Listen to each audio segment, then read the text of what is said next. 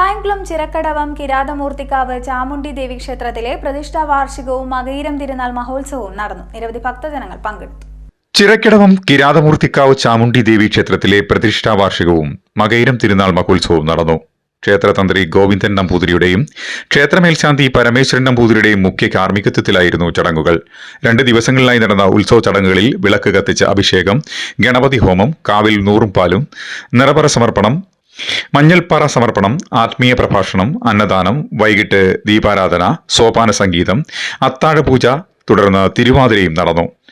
ക്ഷേത്ര തിരുമുറ്റത്ത് നടന്ന പൊങ്കാലയിൽ നിരവധി ഭക്തജനങ്ങൾ പങ്കെടുത്തു.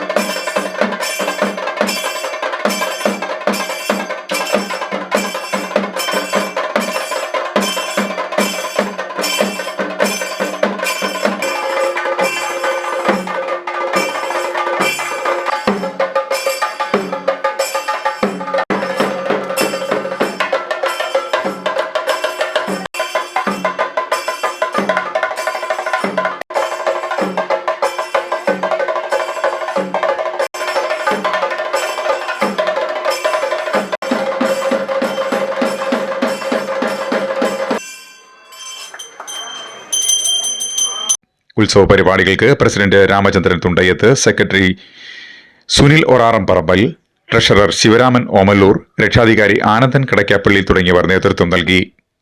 CDNet news, Krishnapuram.